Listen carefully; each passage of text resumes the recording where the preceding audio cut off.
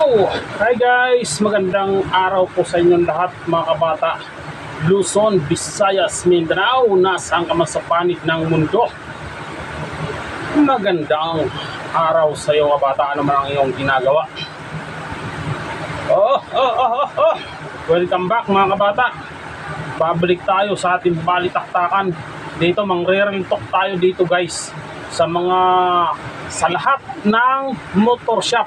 O makinig kayo ha, kahit saan, basta may motor shop na grabe kung ano, naalala ko yun sa may mga noon, nagpagawa, bearing lang pinagawa ko sa unahan, napunta ako 600 mahigit kung ano-ano. Dito dapat ito ang ano, gaya ng ano, lahat ng motor shop, gaya dito kay Basilio. Ang kanyang ano, basta ginawa niya ang warranty pala 1 month. Ibig sabihin matibay yung kanyang gawa. Kung ganun kahaba yung ano, bihira lang ganyan na motor shop na bibigay ng warranty na 1 month, lalo sa mga bearing. Iba dyan na 1 week nga lang eh. After 1 week sisira na. Pwede pala din patibayin yung mga ganyang gawa. Sa diskarte lang talaga ng ano, naniniwala ako sa diskarte lang talaga ng mekaniko. Ganyan din ng motor ko eh. Ganyan din nasira. Bearing lang.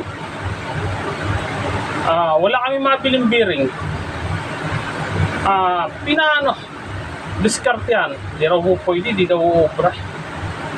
So guys, panoorin natin dito yung ano, yung mga paliwanag ni Basilio. Talagang dapat ganito tayo na may mekaniko o may-ari ng motor shop. Dapat concern tayo sa ano, sa customer, hindi yung hold up niyo yung customer. Kaya nakamotor yan dahil walang pera eh. So guys, panoorin natin ha. Rampak lang natin ng ano, pagya lang.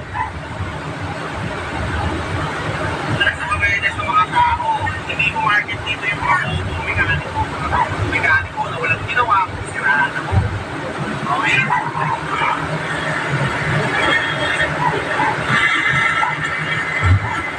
Ingay, di ba? Ingay yan. Parang basher ko, maingay. May bearing, pero suit lang yung pinapalit namin. Nangyayari, after weeks, after month, ingay na naman. Ay, kung ito na ngayon, parang magkakaalaman. Ito, meron po annual warranty. Sana all. Ang ibigay na kanino ngayon, ang unit namin ngayon is simple Honda version 2. Ang issue nito, torque light bearing na naman. Nire-recycle mo yung glass. May issue namin dito, experience mismo ng customer. Ano nangyari sir, yearly yung palit mo? Yearly yung palit mo ni sir. Torque light bearing. Basta year palit. Ano pa yung pinapalit na bearing sir? 40 yearly. Sa akin buwan lang.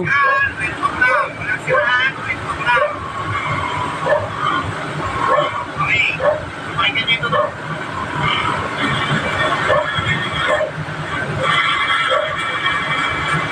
Ingay, di ba?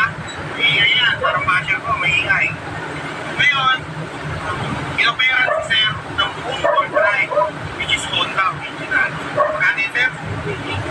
3.8 daw kung ano, torque drive nasi. Bearing lang yung issue. Isipin mo, bearing lang yung issue, mapalitan mo kung torque drive. Kaya si sir, kung tignan mo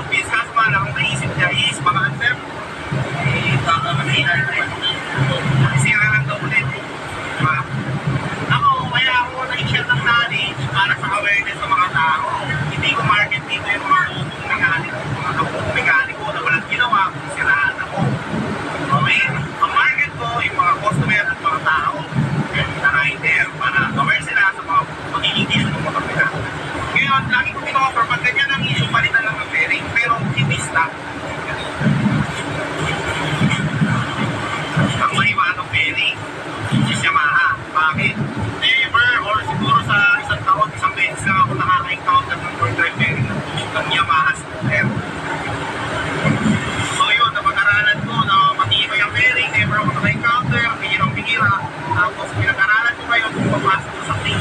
Ngayon, pasok siya. Kaya ito na yung kinakabit ko. Para wala nang hit. Kasi dumaan din kami sa ganyan, napapalit kami ng torque bearing, pero stock lang yung pinapalit namin. Nangyayari, after weeks, after months, hindi na naman. Wala na sabi ni Sir, yearly siya nagpapalit. Dahil hihingay lang ulit.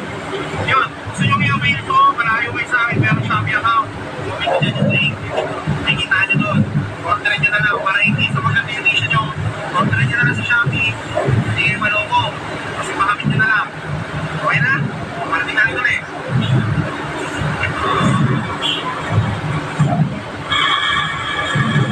Okay na. I-install na lang namin yan. Papakita natin yung tulong para kapit. Yun. Walang siraan. Report lang. Walang siraan. Report lang. Okay. Yun na. Yun na. Nakapit na namin. Ito yung lupa.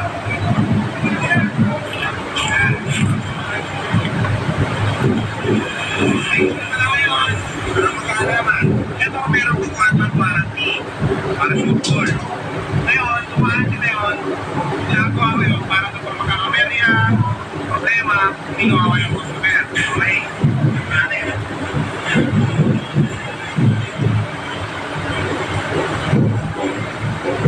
Okay na, ha? Pag nagka-problema kayo sa ganyan, malayo kayo sa akin, kaya basta-basta maniniwala sa mga sasabihin, di ba, ng palit more time bearing na Honda, palit ng ganito, palit ko kasi wag. Bearing lang yan. Order na lang kayo sa Shopee ko. Ayun, best seller yun. Kasi number 1 issue ko ng Sinclair version 2. Okay? Okay na? Bilis na? Ha? Yun. Talagang pwede palang yung Honda, pwede pala din patibayin yung gawa. Nasa diskarte ng mekaniko at pamamaraan. Kaya ito masasabi ko lang sa mga mekaniko at sa may mga may-ari ng motor shop. Aralin nyo yung mga motor ngayon. Ano ba talaga yung mahina. Kasi ang Honda mahina talaga sa bearing. Kasi sa akin, simula sa bearing.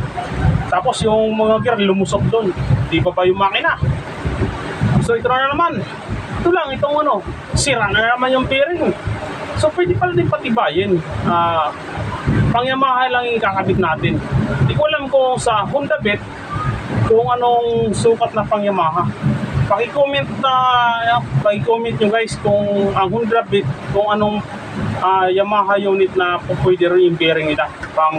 Isa ay crankcase bearing, gear bearing, sus. Talagang hanggang balik-balik. Ang gastos ko mabot na siguro ng 15. Hindi pa balik-balik eh. So ngayon, ewan ko to kung kailan masisira. Itong papagawa ko lang. Nakabala na kami. Hindi na kami nakapasok sa trabaho. Dapat, pag pinayos, hindi yung ayos-ayos lang. Gagamitan nyo rin ng grasa. Pwede naman mamuhunan eh. Mahal na ng labor, tapos grasa wala pa.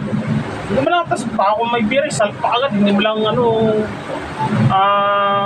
lalagyan ng grasa, hindi mo lang gagrasahan. Salpa agad. Minsan hindi pa siguro magkakaano yun. Minsan yun, bubungi. Walam. Dapat alam na yan, alam na siraan nito. Kung hindi pa nagagawa, may presyo na. Pambira na. Kasi ang tunay na mekaniko, ito talaga tunay na mekaniko, ito si Basilio. Talagang dinidiscard yan. Bira lang ngayon siya, mga 1 month ang warranty. Mahaba na yan. Ibig sabihin, sure bulan yung gawa niya, ayaw ng backjob. Diba? Kasi kung mababackjobin yung gawa, papaghintayin yung customer. So ilang bis na sa akin nangyari yan. Pag backjob, papaghintayin yung customer. Pinamayat magawa. So yun lang mga kabata. Kung ikaw ay bago lang napadpad sa aking YouTube channel, huwag kalimutan na i-subscribe, i-like, i-share yung ating pong mga video. Pilipinas! Gago!